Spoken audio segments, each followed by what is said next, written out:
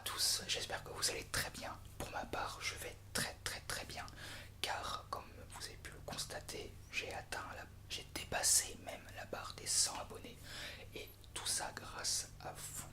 Et je tenais à remercier une personne qui m'a énormément aidé, c'est Monsieur Discret SMR. J'en ai déjà un peu parlé dans mes dernières vidéos, mais je comptais, franchement, je dois vous l'avouer, je comptais arrêter la SMR car je n'avais pas, disons, j'avais pas cette petite étincelle que j'ai aujourd'hui pour faire des vidéos.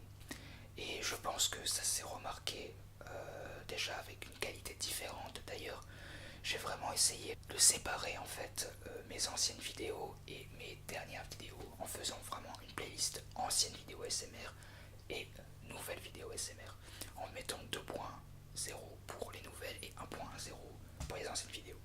Un peu comme internet ou les clés USB, je mets des updates en fait. Donc je voulais vous remercier et donc il y a quelques temps j'ai fait une vidéo où si vous aviez des questions à me poser, j'y répondrai. Vous m'avez envoyé assez de questions pour en faire une vidéo, mais pas assez pour faire une assez longue vidéo comme j'aurais voulu. Donc je vais répondre aux questions que vous m'avez posées un peu partout. Et sur cette même vidéo, je vous raconterai un tout petit peu, mais sans plus, un peu de ma vie, on va dire, mais vite fait, parce que j'en ai déjà un peu parlé et j'ai pas envie de passer pour quelqu'un d'égocentrique. Je me réveille le matin, j'ai 92 abonnés. Le soir, à 2 doigts de me coucher, je suis à 99 abonnés. Donc là, je poste une vidéo sur Instagram en étant assez content. Pendant que je la poste, bim, 100e abonné.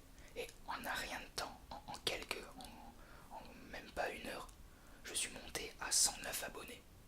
C'est quelque chose d'exceptionnel, je dois vous avouer. J'en ai même eu une petite larme à l'œil. C'est quelque chose que je ne pensais pas avoir. Du moins, je pensais l'avoir, mais sur la longueur du temps. Car en 2 ans, je suis allé de 0 à 62 abonnés. En 2 ans.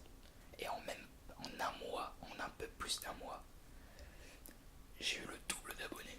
C'est quelque chose d'exceptionnel pour moi.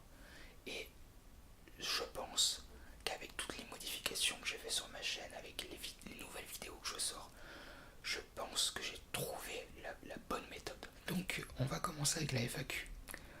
Je vais commencer avec les premiers commentaires qui ont une seule question et aller aux commentaires qui ont le plus de questions. Finir avec un plus gros commentaire.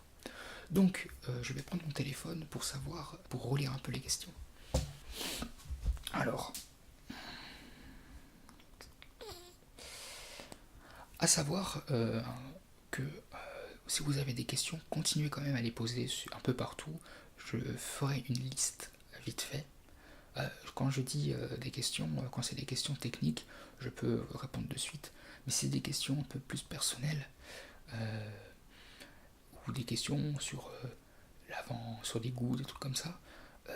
N'hésitez pas à le mettre dans la vidéo FAQ, comme ça répertorie tous les commentaires. Comme ça me permet d'être plus facile pour les trouver. Je tiens à préciser que je ne fais pas ça, je ne fais pas de vidéo ASMR pour avoir des abonnés. Car ça fait quand même pas mal de temps que je suis sur YouTube. Et je pense que si j'avais eu un moyen d'avoir des abonnés, j'aurais pu le faire. Donc. J'ai que 3 commentaires d'affichés alors que c'est marqué 11. Quel âge as-tu et pourquoi tu voulais faire de l'ASMR? Alors, j'ai 21 ans, 22 ans cette année, donc 2019. Pourquoi je voulais faire de l'ASMR? Alors, aujourd'hui, je reviens, enfin, du moins depuis quelques temps, je suis revenu sur une autre optique et j'ai décidé de faire de l'ASMR vraiment par plaisir, par envie et vraiment parce que je trouve que c'est quelque chose d'extrêmement bien. Ça me permet moi aussi de faire quelque chose. Si je peux être utile à quelque chose, je pense que ça peut être là-dedans. Voilà. Donc, on passe à la deuxième vidéo. À la deuxième question, pardon. Ça fait combien de temps que tu écoutes de l'ASMR? Ça fait depuis vraiment assez longtemps. J'ai dû commencer à écouter de l'ASMR en 2012. Ouais, je dirais 2012-2013. je suis tombé vraiment par hasard sur une vidéo ASMR. La vidéo ASMR, je ne me rappelle plus, je vous mettrai l'image ici, je pense. Je ne savais pas du tout que c'était de l'ASMR d'ailleurs. Je voyais marqué ASMR dans le titre, mais vu que c'était en anglais et que je suis très mauvais en anglais, pour moi ça voulait dire quelque chose. Donc voilà, je savais pas du tout que c'était l'ASMR, mais je me rappelle que c'était un après-midi, que j'étais un peu fatigué, j'avais un peu trop mangé, on va dire. Vous savez, cette heure de la journée où vous pouvez dormir si vous fermez simplement les yeux 3 secondes. Et ben c'est à ce moment-là. Et c'est vrai que j'avais écouté à ce moment-là sans écouteurs, parce que je savais pas que ça s'écoutait avec des écouteurs. Donc avec simplement les haut-parleurs, et je me rappelle que ça m'avait relaxé, un truc de fou, mais j'avais jamais trop compris pourquoi. Et je me l'étais simplement mis dans la playlist à lire plus tard. Et c'est là où en fait j'ai appris qui c'était, et j'ai appris que c'était de la SMR et que ça existait. Et on termine sur le commentaire principal avec un maximum de questions, donc de Monsieur Discret ASMR, qui m'envoie quel est ton jeu préféré de chaque console que tu as eu l'occasion de jouer. Alors, j'ai eu pas mal de consoles, parce que justement je compte faire collectionneur de consoles, du moins je me suis acheté un meuble pour pouvoir caler chaque console dans chaque trou du meuble. Alors, je ne vais pas vous dire toutes les consoles avec le jeu, puisque il y a des consoles que j'aime moins que d'autres. Je vais vous dire principalement. Moi, je suis un enfant des années 2000, donc j'ai pas connu les anciennes consoles. J'ai commencé avec la Game Boy et la PS2.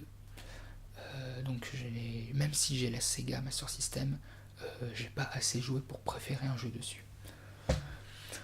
Donc, sur PS2, on va dire que j'ai pas un jeu, mais une génération de jeux que j'aime beaucoup. C'est la série Jack, donc Jack and Dexter, et surtout Jack en fait. Donc du 1 jusqu'au 3, même s'il y a eu d'autres qui sont sortis, mes préférés restent le 1, 2, 3.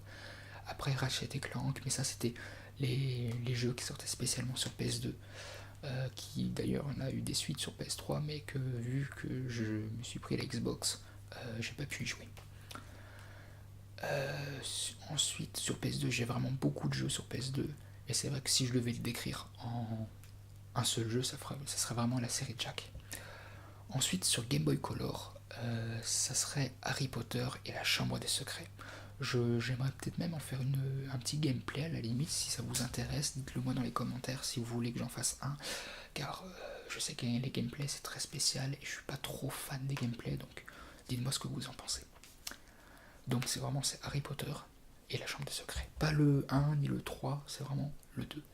Pour un jeu Game Boy, je trouve que c'était graphiquement un très beau jeu et qui suivait quand même bien l'histoire. Un peu trop court pour ma part.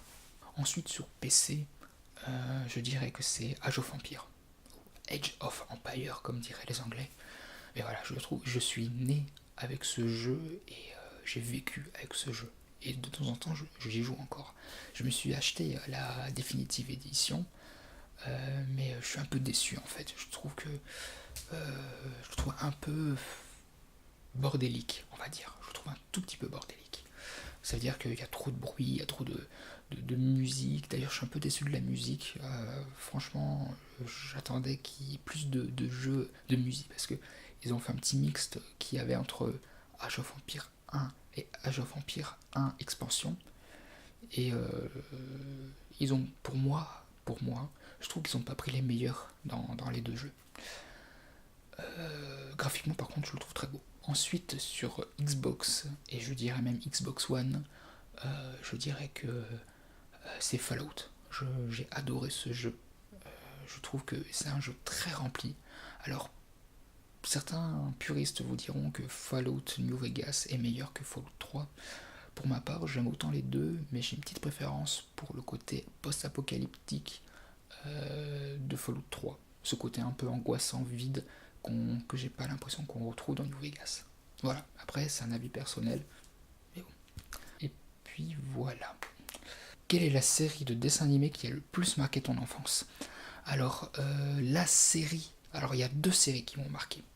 Premièrement, c'est Pokémon, donc je pense qu'elle a marqué pas mal de gens. Et une deuxième série, c'est Marcelino. Je pense que c'est une série de dessins animés qui, même en parlant aux enfants, je trouve que c'était vraiment très mature comme dessin animé. Moi qui à l'époque j'étais au primaire, quand c'était sorti, je me rappelle que ça me plaisait énormément. Après moi, j'étais pas un enfant qui regardait beaucoup les dessins animés. J'étais plus j'étais plus jeu vidéo au final. Donc il y a vraiment deux séries qui m'ont marqué. Alors si je devais me comparer une vedette de cinéma, à qui me comparerais-je? Alors là c'est une question très très très spéciale car j'ai pas vraiment de personne à qui je pourrais me comparer. À la limite, vous savez quoi? Dites-le moi dans les commentaires à qui je pourrais ressembler. Ça peut être très intéressant d'ailleurs. Franchement, moi je vois pas du tout à qui je pourrais ressembler. Sinon, on m'a souvent dit, sinon côté chanteur, que je ressemblais un tout petit peu, surtout sur ma manière de m'exprimer, comme Pierre Bachelet. Voilà, on m'a souvent dit ça. Après, à vous d'en juger. Hein. Pareil, dites-le moi dans les commentaires ce que vous en pensez. Voilà, alors, question suivante. Je pense savoir laquelle c'est, mais je préfère regarder quand même. Est-ce que tu es déjà rentré dans un cockpit d'avion? Oui, oui, ça peut être étonnant, mais oui, je suis déjà rentré dans un cockpit d'avion. Et à l'époque, je vais avoir 8 ans.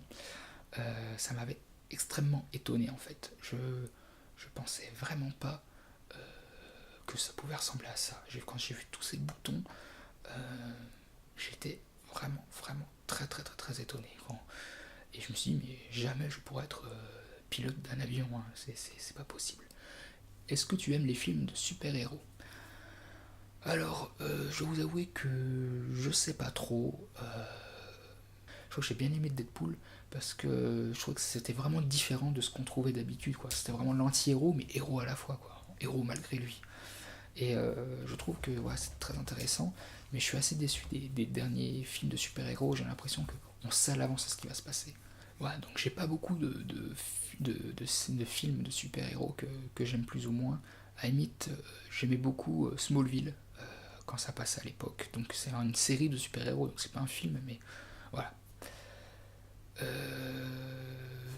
Je pense qu'il y a encore une question.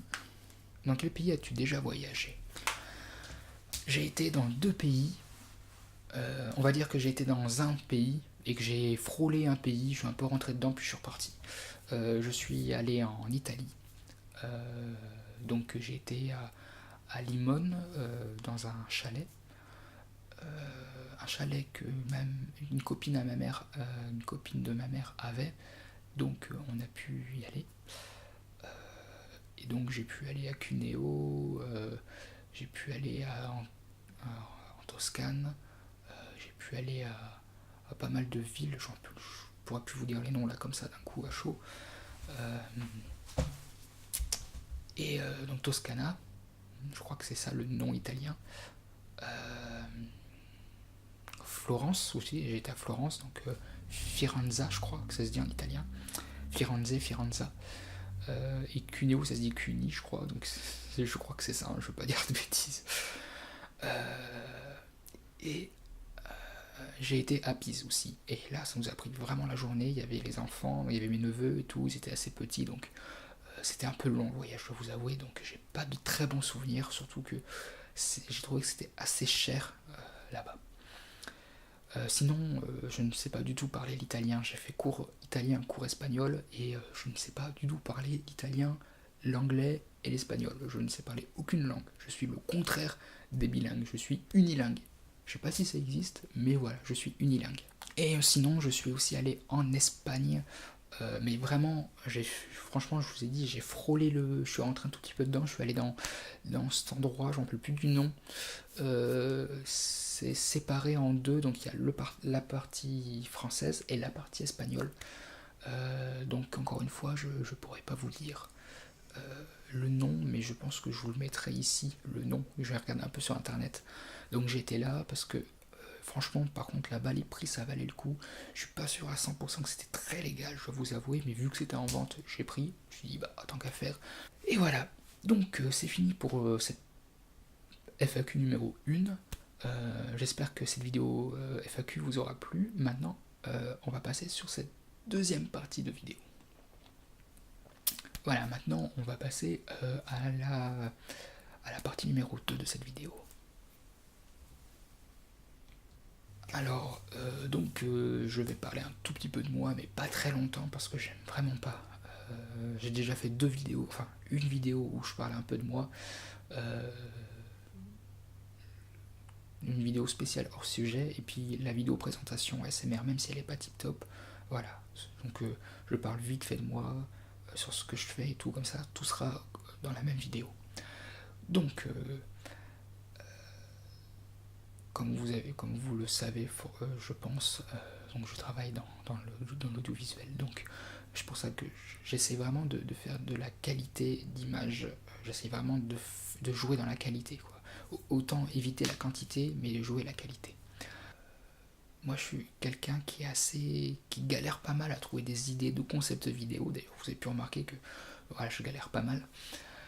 Donc, encore une fois, n'hésitez pas à dire dans les commentaires, soyez pas timide, dites-moi quel type de vidéo vous aimeriez avoir, car je pense que moi, j'ai une tendance un peu à voir gros et à vouloir faire des choses un peu futuristes, on va dire, et je galère énormément parce que des fois, euh, des vidéos simples que j'ai pas à l'esprit de suite. Voilà, je dirais que ma vidéo préférée sur ma chaîne, ça serait Je t'emmène au pays du dodo.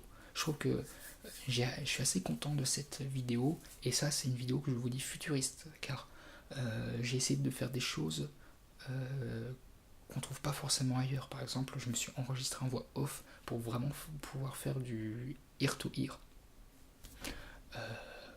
Voilà, parce que c'est vrai que quand on fait une vidéo comme ça face cam, le gauche et le droite n'est pas très puissant. Je pourrais plus tard investir sur 2 micros que je pourrais mettre ici et faire du bruit là, là, là, tac, tac, tac, tac. Yeah. Je vais sortir une vidéo par semaine. Je le promets pas, je le jure pas, mais je le promets un tout petit peu. C'est un nouveau décor, mais très éphémère, puisque je ne suis pas chez moi en ce moment. Donc c'est pour ça que c'est un peu n'importe comment derrière, je vous l'avoue. Je suis plus fan des fonds noirs en fait. Donc tôt ou tard, je pense pouvoir investir. Alors j'ai le fond vert, il me reste plus qu'à investir sur une petite tringle à mettre pour pouvoir caler le fond vert, parce que le fond vert que j'ai, il est vraiment très très très très très grand et je peux pas le caler n'importe où. Je vous dis à bientôt pour de prochaines vidéos, et d'ici là, relaxez-vous bien. À bientôt.